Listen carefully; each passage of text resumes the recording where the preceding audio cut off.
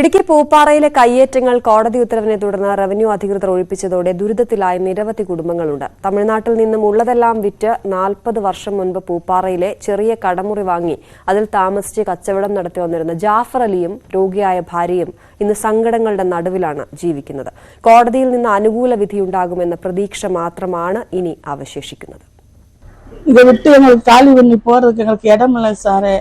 இடமில்லை. இதை விட்டு போனாக்க எங்களுக்கு வழியே இல்லை. நாங்கள் சாகுறது வழி, வேற வழியே இல்லை. என் 3 பிள்ளைகளை வச்சுக்கிட்டு கொண்டுக்கிட்டு இங்கேதான் கஞ்சி குடிச்சுக்கிட்டு இருக்கிறோம், சாப்பிட்டுக்கிட்டு இருக்கோம். என் பிள்ளைங்க 3 இங்கேதான் படிக்குதுங்க.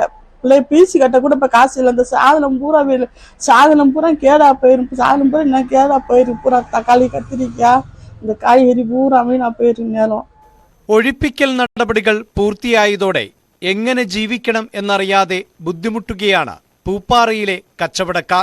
കടകൾ പൂട്ടി സീൽ ചെയ്തതോടെ ലക്ഷങ്ങളുടെ നഷ്ടമാണ് ഉണ്ടായത്. ഉള്ള കിടപ്പാടവും കൂടി നഷ്ടപ്പെടുമോ എന്ന ആശങ്കയിലാണ് പൂപ്പാറ നിവാസികൾ. 40 വർഷം മുമ്പ് തമിഴ്നാട് ഗൂഡല്ലൂരിൽ നിന്നും കുടുംബസ്വത്ത് വിറ്റുകിട്ടിയ പണം നൽകി പൂപ്പാറയിൽ ഒരു കൊച്ചു കടമുറി വാങ്ങി കുടിയേറിയതാണ് ജാഫർ അലിയും കുടുംബവും.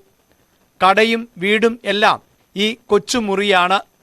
രോഗിയായ ഭാര്യയും 3 മക്കളും അടങ്ങുന്ന കുടുംബം വ്യാപാരത്തെ ആശ്രയിച്ചാണ് ജീവിച്ചിരുന്നത്. റവന്യൂ വകുപ്പ് കടകൾ സീൽ ചെയ്തതോടെ ഇനി എങ്ങനെ ജീവിക്കുമെന്ന ആശങ്കയിലാണ് ഇവർ. யாரும் எங்களுக்கு வழி சொல்றதுக்கு வேற யாரும் இல்லை சார். வேற இடம்லாம் இல்லை சார். இடம் இல்லை, வீடு இல்லை, எதுவும் இல்லை. எங்களுக்கு இதை விட்டா எங்களுக்கு வழியே இல்லை. எங்களுக்கு വീടും കടമുറിയും ഒന്നായതിനെ തുടർന്ന് റവന്യൂ വകുപ്പ് പൂട്ടി സീൽ ചെയ്തില്ല. തത്കാലം താമസിക്കാനുള്ള അനുമതി നൽകിയിട്ടുണ്ട്. മുന്നോട്ടുള്ള ജീവിതം ആശങ്കയുടെ നിഴലിലാണ്. இப்போ 30 இவ்வளோ வந்து தாமசமாக கடையும் பிள்ளைக்கும் ஜீவிதம் நடக்குதுண்டு இவ்வளோ நடத்திட்டு இருக்குது. வேற வழி இல்லாமல் வேற எங்கே போகணுன்னு எங்களுக்கு அறியல. வேற பொழப்பு இது தானே, கடை தானே பொழப்பு, வீடு தாமசம், வீடு தானே தாமசம். வேற எவ்வளோ போவாலும் இது சாத்தியம் இல்லை.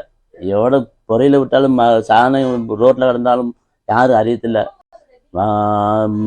പിള്ളേരെ വെച്ച് ഇത് എവിടെ പോകാൻ അറിയത്തില്ല. മരുന്ന് കുടിക്കാനും സാധ്യതയുണ്ട്. ഇത് ചത്തു പോകാനോ വഴിയില്ലാതെ കൊണ്ട് വേറെ വഴിയില്ല. ഇത് കനത്ത പ്രതിഷേധം മറികടന്ന് പന്നിയാർപ്പുഴയുടെ തീരത്തെ 46 കടമുറികളും 39 വീടുകളുമാണ് റവന്യൂ വകുപ്പ് ഒഴിപ്പിച്ചത്. പൂട്ടിയ കടകൾക്ക് മുന്നിൽ സാധനങ്ങൾ നശിച്ചു പോകും മുമ്പ് വിറ്റു തീർക്കാനുള്ള ശ്രമത്തിലാണ് പലരും. ന്യൂസ് 18 ഇടുക്കി.